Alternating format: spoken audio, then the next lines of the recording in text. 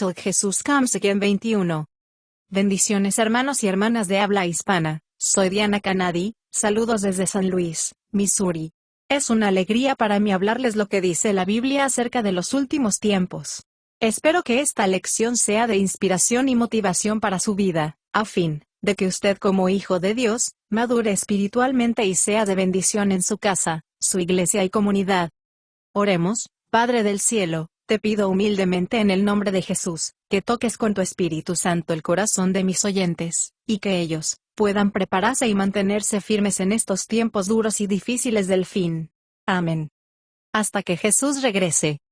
En la noche anterior a su crucifixión, cuando Jesús compartió su última cena, sus apóstoles no tenían la mínima idea de que Jesús iba a ser arrestado en esa noche y crucificado al día siguiente. En esa comida, Jesús instituyó la ordenanza de la Cena del Señor, la comunión que los cristianos practicamos desde 2000 años atrás. Cuando Jesús les ofreció pan y vino a sus apóstoles, llamando al pan su cuerpo que será entregado por vosotros, y a su sangre el vino que será derramada por vosotros. Mateo 26 del 26 al 28, Marcos 14 del 22 al 24, Lucas 22 del 17 al 20. Les dijo a los creyentes que cada vez que coman y beban este pan y vino, deberían hacerlo en memoria de él. La Cena del Señor, desde entonces se convirtió en el emblema que tipificaba el sacrificio de Jesús, su sangre derramada y su muerte en sacrificio por el pecado, del cual hemos estado hablando en estas últimas conferencias, analizando de las diversas creencias y formas en que se practica la comunión en las diferentes denominaciones cristianas. Hoy hablaremos, reflexionando sobre lo que significaron las palabras de Jesús para sus 12 apóstoles aquella noche. También hablaremos de lo que Jesús logró con su muerte conforme al plan eterno de salvación y redención del hombre, porque sólo así podremos entender lo que significa su sacrificio, su muerte y resurrección para nuestro pasado, presente y futuro como cristianos. Ahora, repasemos brevemente algunos puntos clave para entender por qué su muerte es un acontecimiento muy importante en la historia de la humanidad, de cómo Jesús fue encarnado haciéndose plenamente hombre sin dejar de ser plenamente Dios. Hace 2000 años, Jesús asumió la naturaleza humana porque era el único medio para poder morir en sacrificio por el pecado, y quitar de nosotros la culpa que nos oprimía y nos esclavizaba a la mala conciencia. Jesús al hacerlo nos abrió el camino para que fuéramos restaurados al propósito que fuimos creados originalmente. Hebreos 2 del 14 al 15. Primera de Pedro 3:18. Dios creó a los seres humanos para que se convirtieran en sus hijos e hijas, para que fueran santos y vivieran en relación y comunión con Él. Nos creó con la capacidad de recibir en nuestro corazón su espíritu, para tener vida nueva y reflejar al mundo que nos rodea su amor, santidad, paz, gozo. Efesios 1 del 4 al 5. Lastimosamente, todos los seres humanos por voluntad propia, eligieron ser independientes y vivir en pecado llenos de corrupción, desobedeciendo a la palabra de Dios y entraron en conflicto con Él. Por eso, el pecado los descalificó y los apartó de ser parte de la familia de Dios. Romanos 3:23. La muerte de Jesús en realidad tiene un propósito eterno, limpiarnos y perdonarnos del pecado a todos los que creemos en Él, para luego habitar en nuestra vida por medio de su Espíritu para ser santos guiados y transformados para Dios. A esta experiencia la Biblia le llama nuevo nacimiento. Juan 1 del 12 al 13. Este nuevo nacimiento es el comienzo del proceso de transformación que nos limpia del pecado, y nos transforma a la misma imagen de Cristo. Dios obra poderosamente en nuestras vidas para ser restaurados a todo lo que Él quiere y quiso que seamos. Cuando nosotros cooperamos con Él mediante la confianza y la obediencia, Él, por medio de su Espíritu pone vida nueva en nosotros, y nos capacita para abandonar todos nuestros pensamientos y nuestras actitudes corrompidas. Romanos 8 del 11 al 13. En este momento, nosotros no somos obras terminadas, sino en proceso, pero somos plenamente hijos e hijas santos y justos por la gracia, a través de la fe en Jesús. Sin embargo, seremos perfectos y semejantes a Él cuando Él venga en su segunda venida. Primera de Juan 3 del 1 al 2. El proceso llega cuando permanecemos fieles al Señor y nos entregamos con sinceridad. El proceso completo depende de Él. Su promesa dice en Filipenses 1:6, que el que comenzó en nosotros la buena obra, la perfeccionará, hasta el día de su venida. Judas 24. No hay que desalentarse, Si no vemos un cambio y una transformación completa en nuestro estándar de pensamientos y acciones diarias, solo debemos creer que Él se ocupa de nosotros porque somos sus hijos e hijas.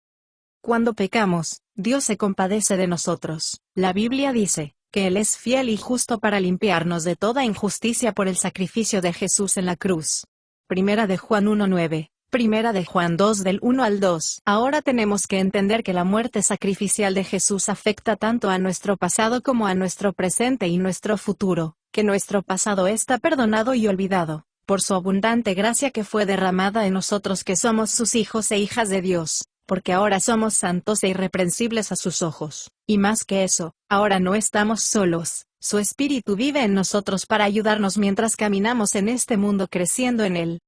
Consideremos Hebreos 8:12, la promesa que dice, porque seré propicio a sus injusticias, y nunca más me acordaré de sus pecados y de sus iniquidades, y lo que dice en Colosenses 2 del 13 al 14, y a vosotros, estando muertos en pecados y en la incircuncisión de vuestra carne, os dio vida juntamente con él, perdonándoos todos los pecados, anulando el acta de los decretos que había contra nosotros, que nos era contraria, quitándola de en medio y clavándola en la cruz.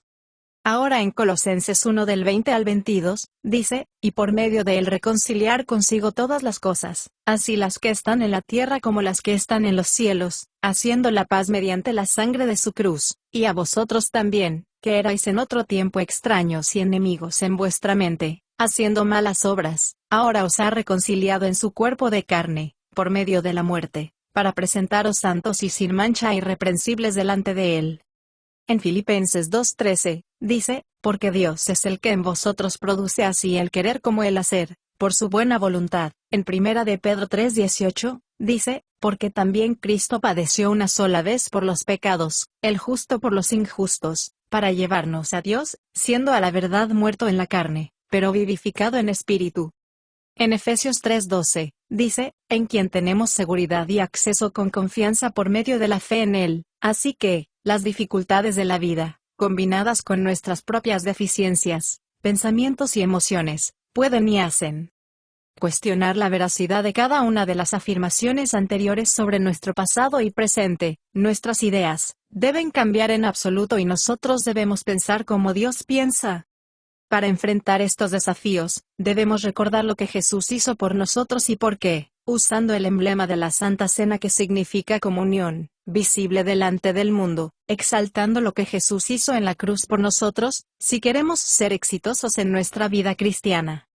En esta conferencia, vamos a empezar a hablar de cómo la muerte de Jesús transformó nuestro pasado, presente, y nuestro futuro, volviéndonos de nuevo a todos los hombres y mujeres a Dios, y cómo todo lo que Dios hizo para nosotros es tan seguro, porque ahora realmente el cambio depende de poner nuestra vida en las manos de Dios. En una lección anterior señalamos que el apóstol Pablo, otro testigo ocular de Jesús, nos explicó que la comunión nos conecta con la segunda venida de Jesús. En 1 de Corintios 11:26, Pablo escribió, porque cada vez que comáis de este pan y bebáis de esta copa, su muerte proclamaréis hasta que Él venga. Los primeros cristianos vivieron con la conciencia tranquila, seguros de que Jesús volverá pronto a este mundo. En los 27 libros del Nuevo Testamento, solo 4 de ellos no mencionan la segunda venida de Jesús. Estos son las cartas breves y personales de Gálatas, Filemón, y Primera y Segunda de Juan.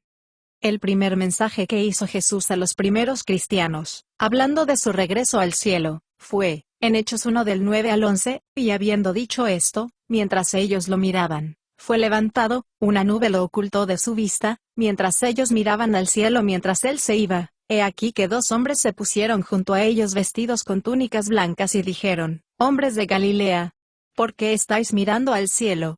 Este Jesús, que fue llevado de entre vosotros al cielo, vendrá de nuevo de la misma manera que lo visteis ir al cielo. Cuando Jesús murió por nuestros pecados hace 2000 años, activó el plan de Dios para recuperar su familia, y a su hogar familiar en este mundo. Este plan ya está en marcha ahora, pero aún todavía no está terminado. Pablo escribió, Hebreos 9 del 26 al 29, que Jesús vino una sola vez para siempre, de otra manera le hubiera sido necesario padecer muchas veces desde el principio del mundo, pero ahora, en la consumación de los siglos, se presentó una vez para siempre por el sacrificio de sí mismo para quitar de en medio el pecado. y de la manera que está establecido para los hombres que mueran una sola vez, y después de esto el juicio, así también Cristo fue ofrecido una sola vez para llevar los pecados de muchos, y aparecerá por segunda vez, sin relación con el pecado, para salvar a los que le esperan. La salvación completa incluye la resurrección de los muertos, la restauración del hogar familiar en este mundo, y el retorno a un lugar limpio donde todo pecado, corrupción y muerte estén eliminados para siempre. En su primera venida, Jesús empezó el comienzo del proceso de restauración de la creación de Dios, tanto de la humanidad y la tierra, a la forma perfecta que Él quiere para ser morada de su familia y su hogar familiar. El apóstol Pedro dijo lo mismo en uno de sus primeros sermones, predicado, después de que Jesús regresó al cielo. Pedro le dijo a una multitud que se arrepintiera, y se limpiara del pecado para que tiempos de refrigerio venga a ustedes de la presencia del Señor, porque Jesús debe permanecer en el cielo hasta el momento de la restauración final de todas las cosas, tal como Dios prometió hace mucho tiempo por medio de sus profetas. Hechos 3 del 20 al 21. Pablo dijo que Jesús vino una vez para siempre al final de los tiempos. Se refiere a Jesús en sacrificio único y definitivo por el pecado. La palabra era, se usa para referirse a un periodo de tiempo indefinido. Dios no creó este mundo para que fuera un lugar de tristeza y muerte, dolor y pérdida. Estas cosas son consecuencia del pecado que Jesús vino a limpiar de la tierra. La muerte en la tierra fue a causa del pecado. Comenzó con el primer hombre Adán y Eva, a quienes les advirtió que, si comían del árbol prohibido, pecarían y morirían, que serían separados de la vida de Dios y sus cuerpos se envejecerían, se enfermarían y morirían. Génesis 2:17. Nuestros primeros padres desobedecieron a su Creador, al pecar, fueron sacados de ser los primeros administradores de la tierra y cabeza de la humanidad. El pecado de Adán afectó tanto a la raza humana como al hogar familiar, que reside en esta tierra. En Romanos 5:12, dice, que cuando Adán pecó, el pecado entró en toda la raza humana. Su pecado propagó la muerte en todo el mundo, así todo empezó a envejecer, enfermar y morir, porque todos pecaron. En Génesis 3 del 17 al 19, dice, cuando Adán y Eva pecaron, Dios dijo, por lo que habéis hecho, maldita sea la tierra por tu culpa, con dolor comerás de ella todos los días de tu vida, espinos y cardos te producirá, y con el sudor de tu frente comerás el pan, hasta que regreses a la tierra, porque de ella fuiste tomado, porque polvo eres, y al polvo volverás. Todos los seres humanos tienen una parte externa y otra interna en su constitución, es decir, un hombre interior y un hombre exterior. El hombre exterior es el cuerpo físico, y el hombre interior es la parte inmaterial conocida como alma o espíritu. Segunda de Corintios 4:16.